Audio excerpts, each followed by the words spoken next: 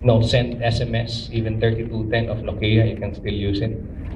And even the, sleekest gadget today, if you have iPod 2, basta nakaka-connect sa internet, you can transact with V-Mobile. We will improve your customer experience using the loading system, online or via SMS. And it's 24/7. And if you still need help, pagka kailangan nyo, it's still 24/7. We will maintain the one phone, one SIM, one wallet banner, and you can transfer airtime credits to your friends, relatives. Remember, I didn't say retail, although you can do that still. You can transfer anytime and earn from this business. At an average, we will still offer 10% for all the prepaid products. Of course, other prepaid products, mas maganda yung margin. And we're now introducing more products through we're now developing our online shopping, an online mall.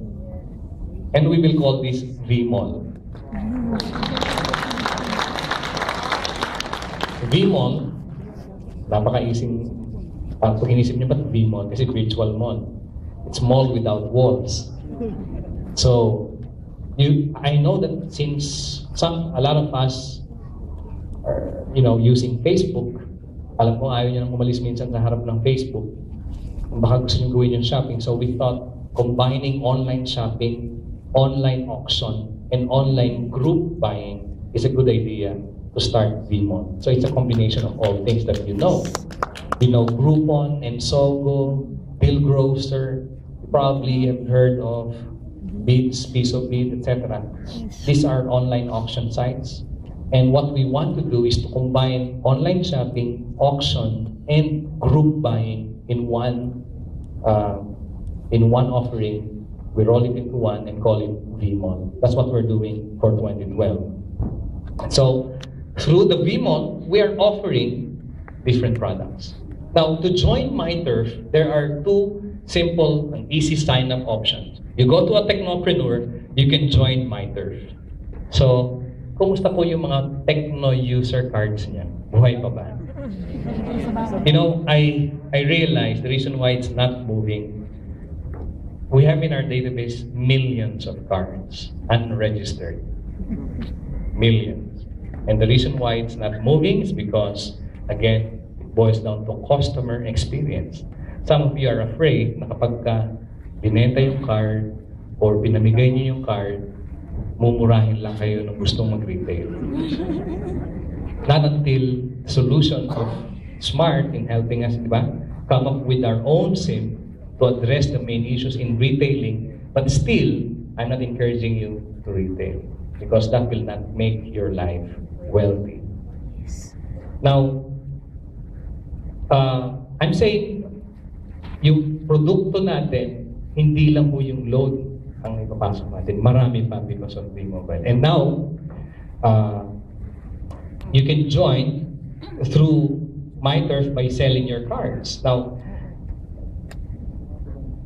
yung ibang merong cards ngayon, magkakaroon ng chance to distribute the cards. What will happen if you sell your cards? Of course, your investment of 3,988 will return, di ba? More than that. Because if you sell 20 cards, that's 5,000 pesos, correct?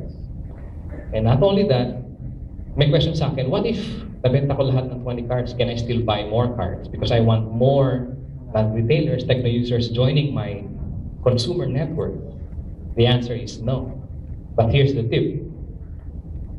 Please use some of the cards to register yourself again as techno user.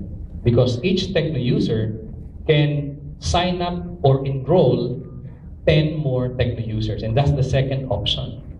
Instead of going to a technopreneur to sign up, you go to a techno user to become a techno user. In short, pupuntahan niyo yung techno user na para maging techno user. And a techno user is capable of enrolling up to 10 techno users. After that, wala na. So anong ginagawa ng ibang techno user that is very successful in this program? Some of them, pag nasa ika-8 na or ika-9, they use the 9th or the 10th account or registration to register them yung sarili nila ulit. So they will have 10 fresh registration. Ganun ang nangyayari. But please note, if you have multiple accounts under the system, you have to take care and maintain of those accounts para lang meron kayong earning. Kasi pag masyadong maraming account, baka mahirapan kayo i-manage. You have to make sure you can manage the accounts. So that's the way to sign up under MyTurf.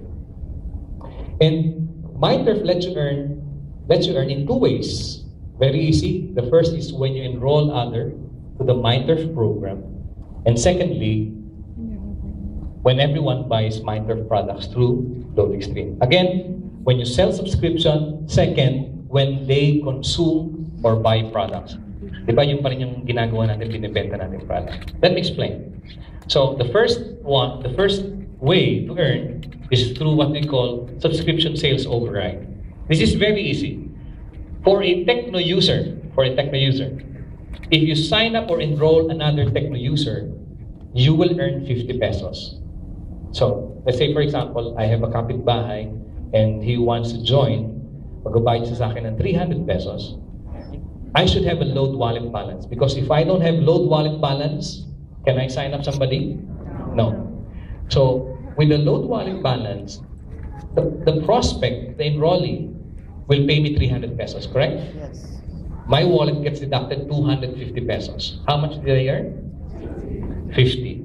Correct. So, 300, 250 na bawas sa load wallet ko. That's instant. Now, the person na sinign up ko just recently would like to do the same, duplicate the same effort, right? Find another Techno user or prepaid user. So, magsa-sign up siya. Who will earn the 50 pesos? Siya. But in turn, I will earn 20 pesos from his effort. And that is up to 8 generation.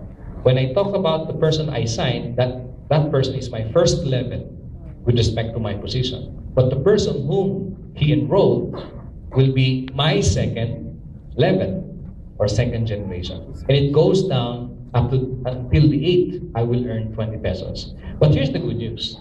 If you're a technopreneur, instantly you will earn 20 pesos from each enrollment, and that is up to infinity. Alright? Up to infinity. Now, let me just clarify something. If you're a technopreneur and you have a downline technopreneur in MyAlex, and the technopreneur signs up Techno user, and the Techno user signs up another Techno user, you don't get the 20 from that sign up unless it is within the 8th level network. So which means if I have a technopreneur downline on my first level and the technopreneur sells the Techno user card and the Techno user gets another Techno user, I will earn from that, but only 20 pesos. But for technopreneur who signs up a Techno user and getting another Techno user, not just I'm earning 20 pesos, I'm earning additional 20 pesos. So each time I sign up the Techno user under my network, if I'm a technopreneur, I earn 40 pesos up to 8th level. Beyond the 8th level, the 9th, up to infinity, I get 20 pesos. That's how it works.